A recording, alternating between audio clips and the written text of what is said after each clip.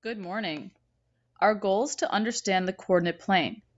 At the end of the lesson today, we will be able to both read and plot points, also known as ordered pairs.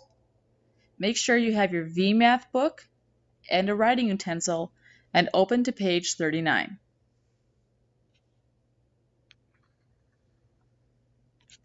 On page 39, we're going to look at number 1 first. We see something very familiar. We have a number line. The number line has 0 in the middle, positive numbers to the right, and negative numbers to the left. What's the location of point A? -4. We know for sure it's negative because it's to the left of 0. What's the location of point B? -1. Again, we know that point B is negative because it too is to the left of 0. And what's the location of point C? +2. We know point C is positive because it's to the right of 0. Notice for part C, I'm not writing the plus sign out in front because we assume that any number without a symbol out in front is positive. Let's take a look at number 2. Here we have a coordinate plane. I'm going to move this over. Oops. There we go. This coordinate plane is made up of basically 2 number lines. Notice right here we have a horizontal number line just like we looked at in number 1. We call this the x-axis. We also have a vertical number line, which is just like that horizontal one, but flipped on its side. Positive numbers are above 0, and negative numbers are below 0. We call this the y-axis. That green section right in the middle, where the yellow and the blue axes cross, is the point 0, 0. That's where both zeros of those number lines meet. We call that the origin. I want you to think about that word origin. The origin of something is its beginning. It's where something starts. So whenever we do any graphing or anything with a coordinate point, we're always going to start at the origin. So first things first, part A of number 2 wants us to graph the point 4, 1.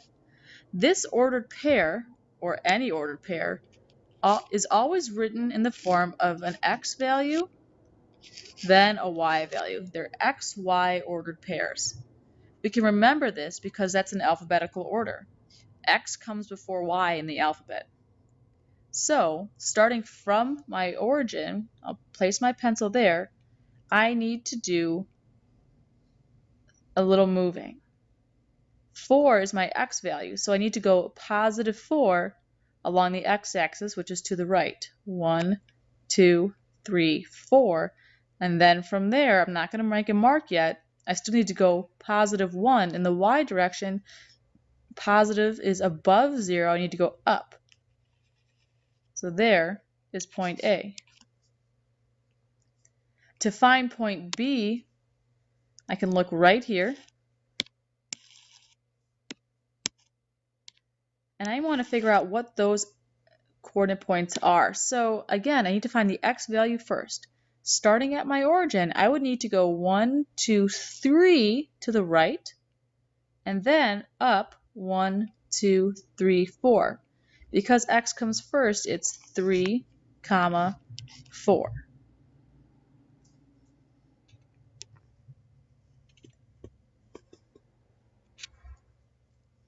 Let's take a look at the next one. Here we are in number 3. Number 3A wants us to draw the point C at 1, -1. Starting at the origin, I need to go +1, which is to the right, so 1 on the x-axis, and then -1, which is below that, you need to go down 1 in the y, and there's point C. Point D has us starting at the origin and going -2, which is to the left, 1, 2, and then down 1 because it's -1 in the y spot. This is point D. We're also being asked for the quadrants of these points. Let's look at that word quadrant. It starts with the prefix quad. Where else do we see that? In math, we see it in the word quadrilateral. Quadrilateral, if you remember from our last module, meant a shape with 4 sides. So a quadrant is one of the 4 sections that the coordinate plane is split up into. Quadrant 1 is the top right section. And then as we go around, I hit quadrant 2, 3, and 4. This is not what a lot of people expect because we don't read a book that way. But the way I remember this is if I were to draw a C over the coordinate plane, I would always start in quadrant 1 and I would hit quadrant 1, 2, 3, 4. And that C stands for coordinate plane. So point C that we plotted in part 3A is way down here in quadrant 4. We write that as Roman numerals. Point D is in quadrant 1, 2, 3. Let's look at point E. Point E is in this top right quadrant, so that's quadrant 1. And point F is in quadrant 2. Let's figure out the ordered pairs for point E. If I were to start at the origin, I would need to go 1 to the right and 1 up, both in the positive direction. So my ordered pair is 1, 1. Point F, I would need to start at the origin and go 1, 2 to the left, which means it's a -2 for the x value, and then up 1, which is a positive 1. So the point F coordinates are -2, 1. If I were to connect all 4 of these points, what shape do I get? A rectangle. Which makes sense. I have 1 point in each quadrant, and a rectangle is a quadrilateral. Let's move down to the build the concept box. The chart below shows the signs of x and y coordinates in quadrants 1, 2, 3, and 4. I'm going to draw a little coordinate plane for myself. They told us already that quadrant 1 has 2 positive numbers, a positive x followed by a positive y, because any point within this space has to go to the right on the x-axis and up on the y-axis. So yes, all those numbers are positive. In quadrant 2, the x values are all negative because they're to the left of 0, but all the y values are still positive. In quadrant 3, all of our x values are negative still because they're to the left of the origin, and all of our y values are down here below 0, so they're also negative. And in quadrant 4, all of my x values are positive because they're to the right, but all of my y values are negative because they're below 0. This is a good chart to keep in mind when you start your assignment. Let's go ahead and turn the page to page 40 and do a little work together. On page 40, numbers 5 and 6 ask you to graph the points 3, 2, and 0, -5 on the coordinate plane. Go ahead and try that now.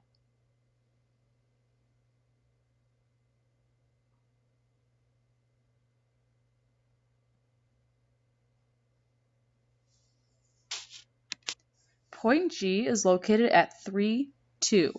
Starting with my pencil at the origin, a positive 3 in the x space means I move 1, 2, 3 to the right, and a positive 2 in the y space means I go up 2, 1, 2.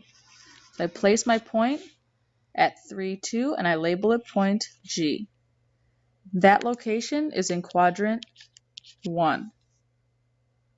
Number 6 is a little bit different. We're looking for the point 0, -5. Again, I start with my pencil at the origin, but that first x value of 0 tells me I'm not moving right or left at all. I'm going to stay put right here at the origin, but then I need to move down 5 because my y value is -5. So 1, 2, 3, 4, 5. So there's my point H. Notice, point H isn't in any particular quadrant. It's not in one of those 4 sections. If I were to call that location something, I would say it's specifically on the y-axis. For number 7 and 8, write the ordered pair for each point. Point K for number 7 and point J for number 8. Go ahead and try that now.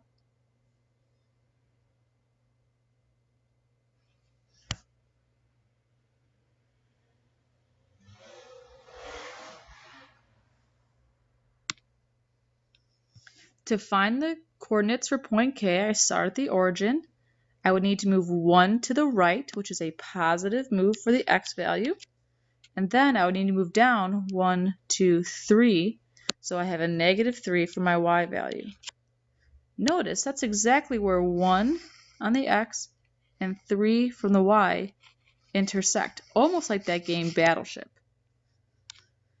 Point J is up over here in quadrant 2. I would need to move 1, 2 to the left, which is a -2 for our x, and then up 1, 2, which is a +2 for our y. So J is at the point -2, +2. Number 9 says, draw line segments to connect points G to K, K to J, and J to G. Let's do that first. G to K, K to J, and J to G. What type of figure is formed? That shape has 3 sides, so it's easy to see. It's a triangle. Okay, you guys are ready to start your assignment. Remember, you can always look at your how-to box for a little help as you work, and check your answers in the answer key as you go. Your assignment is page 41 to 42, all. Yes, all of it. If you finish the book assignment, log on to VMAT Live and complete the assignment that pops up for you. Be sure to check your answers every 3 questions, at least, to make sure you're on the right track. Good luck.